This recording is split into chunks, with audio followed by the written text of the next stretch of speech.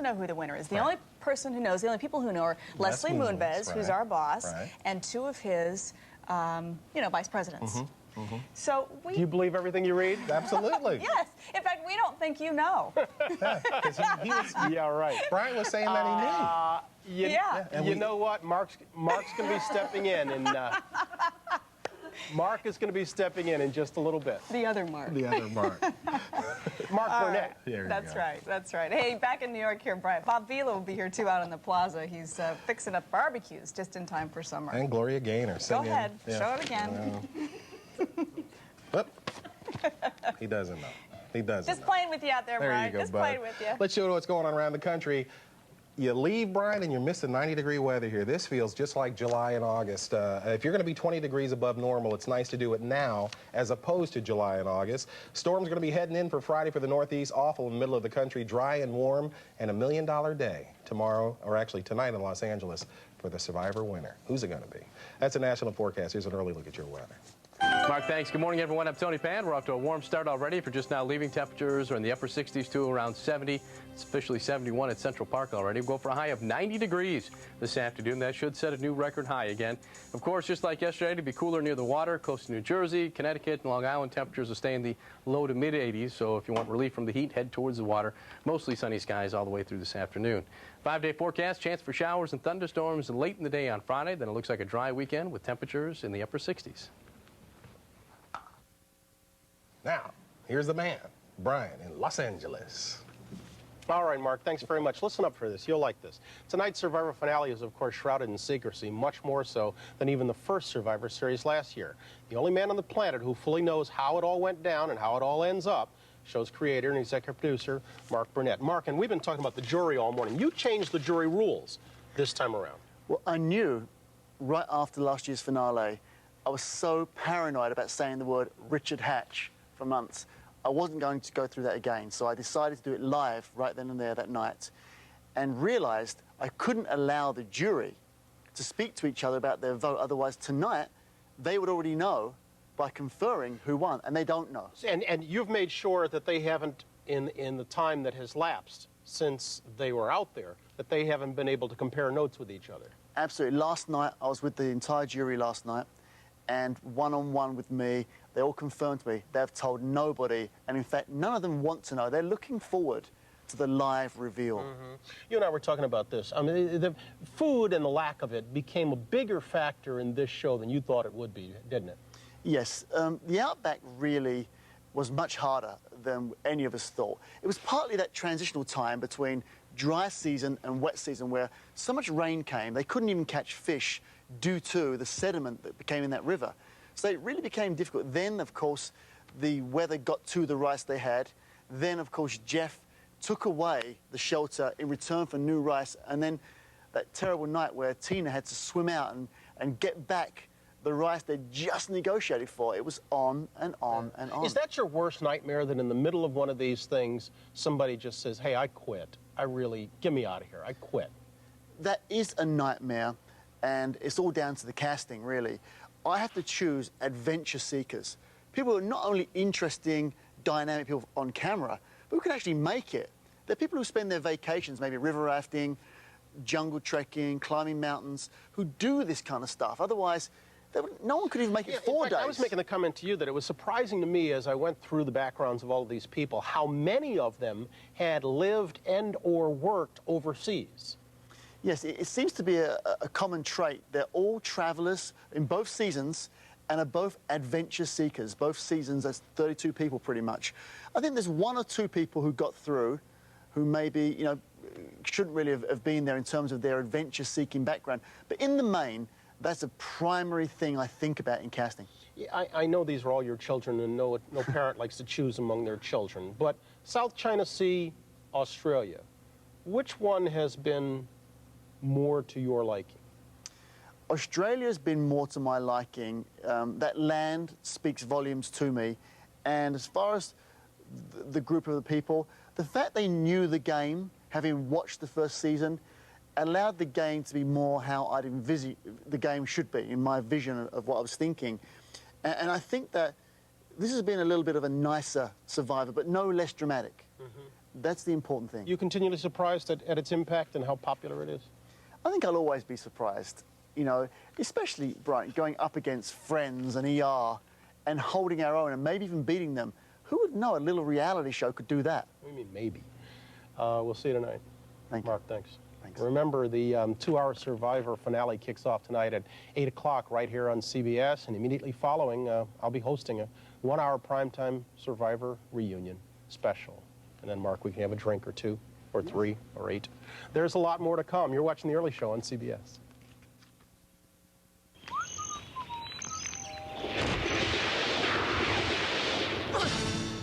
Okay, who are you?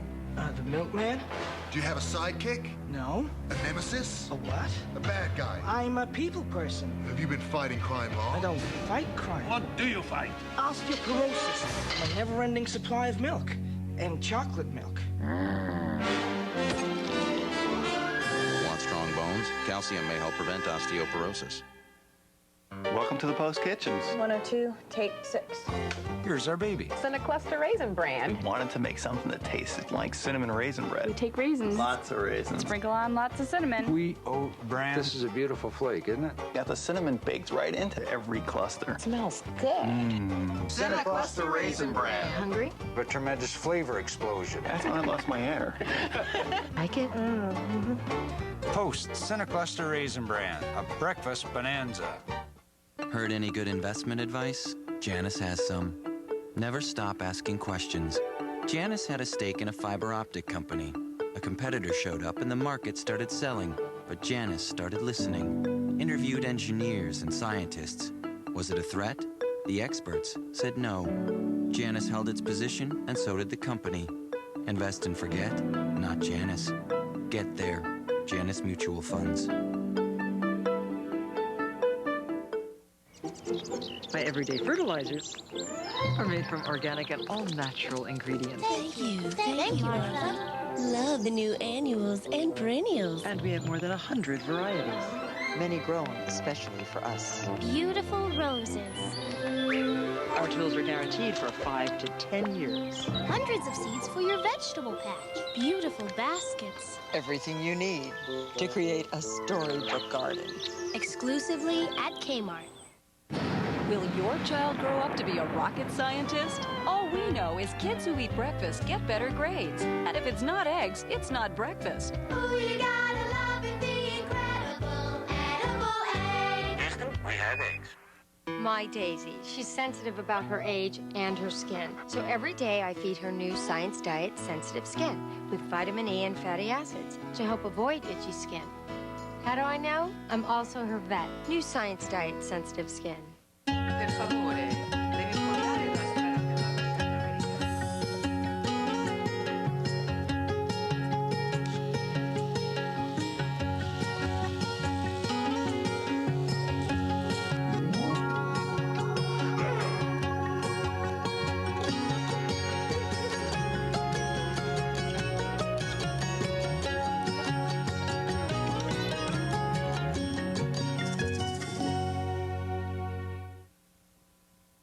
This Bob Vila segment sponsored by Georgia Pacific. We make the things that make you feel at home.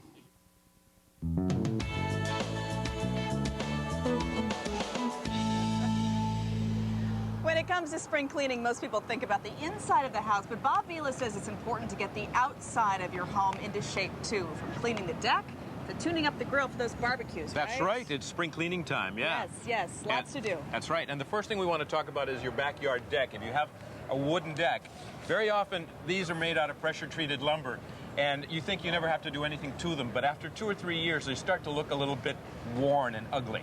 So that if your deck does look like this, there's a number of commercial products that you can use out there, a deck cleaner, that basically is something that you can just spread on the deck, just slop it around, and take a broom or a brush and smooth it around. You don't worry about the chemicals in that? No, this is all pretty much naturally occurring oxalic chemicals. They're not chemicals. I mean, it's a natural acid that goes into this. Okay. We've already put a little bit down. You can then come back with a hose, but if you rent one of these pressure washers, you're probably going to have a more successful time. And these will... There we go. These will cost you about 40 bucks to rent for a day. You have to make sure you have the right nozzle on it. It's going to squirt at around 1,500 PSI. But if you aim it at the deck, it basically is going to give you the opportunity to remove this after it's been on for 30 minutes. And you just spray it, you know, from about a foot away. Just get it all down. Yeah, and this will wash all that residue right off of it. That's kind of fun. It's mesmerizing. You could spend all day doing it, I'm sure. But the other thing to keep in mind, though, is do not use bleach, like a household bleach. Because it's not good for the wood. It basically sets the wood up for more, you know, more damage to it. It opens the grain and stuff. The other thing, of course, is the grill this time of year. Everybody wants to get ready to barbecue. And one thing for safety's sake is to make sure that you don't have a leak from your gas tank. And the quick way to test it is to make a little soap suds with ordinary dishwashing liquid and take a brush and just put this stuff all over, you know, the solution, the sudsy solution, all over the joints at the valves here and even back here. And then when you open the gas, if there's any bubbling going on, that will indicate that it's leaking and it's dangerous. Did you come up with that? That's a good little tip. No. Since they've had these gas grills, that's one thing you should always do at the beginning of the season. Because Dad never cleaned one. All right. I know. The other thing to keep in mind is that if it's dirty, it's easier to heat it up, turn it on for 15 or 20 minutes and get it real hot, and then use one of these brushes, a brass bristle brush, to just get rid of any residue or buildup that's on there. Okay. And use spray oil like this, a corn oil spray. If you put that on there, the next time you go to cook, it's going to be a lot easier and it won't stick as much. Okay. All right, good. Now, once you go from the barbecue, you want to come over to your dirty patio furniture. Outside patio furniture and sit down and eat. These make me crazy. These, I know, these have become really ubiquitous. They're so cheap, but if you leave them out in the weather, they really tend to get dirty like this, and it doesn't mean that they're ruined. You can clean them with any household cleaner and a brush and hose it down, and it's going to be good for another season. Okay. But if you're lucky enough to have something like heirloom cast iron around, or even cast aluminum, this stuff has now become so pricey that it's really worth taking good care of. So you want to make sure you use a bristle brush, a wire brush like this to clean things up. And you then, can actually spray paint and you can it? respray. Yeah, exactly. You can put more spray paint on it so that they look like new. And, you know, if you go to find something like this at a yard sale or even a furniture shop, that probably makes it easier to clean. Big bucks, right. Thank you, sir. Okay. Happy spring. Safe travels. Much more to come. Our Survivor preview after this.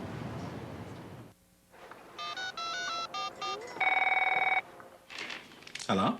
Hi. Hey, I just talked to Mike. Who? Mike Russo from Quick and Riley. Oh, right. So what did he say? Our plan's solid, even with the way the market's been lately. It's right for us long term. Like you said. No changes? Well, a couple of minor shifts. I've been yeah, I'll show you when you get home. Great. You know, talking to Mike was a great idea. I mean, everything is still working toward our goal. Sam? And that's the important thing. Sam, we may want to reconsider some of those goals. No, but I just told Mike. Yeah, well, just tell him we'll call him back.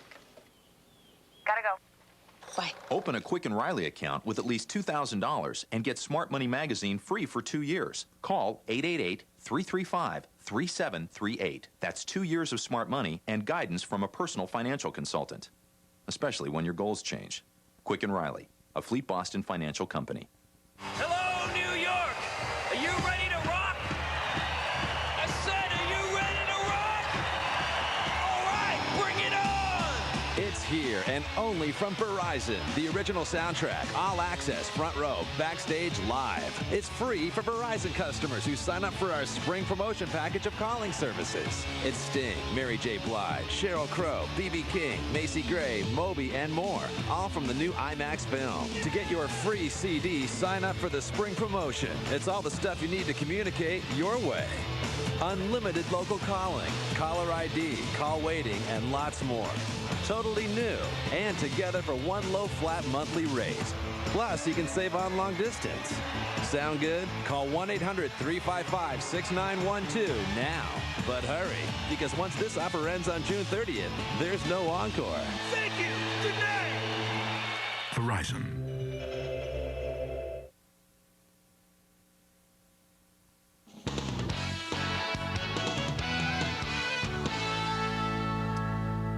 To help set the mood for tonight's big Survivor finale and reunion, and to remind us all of what a long, strange trip it's been, disco star Gloria Gaynor recently stopped by our plaza to talk with Mark and to perform her best-known hit.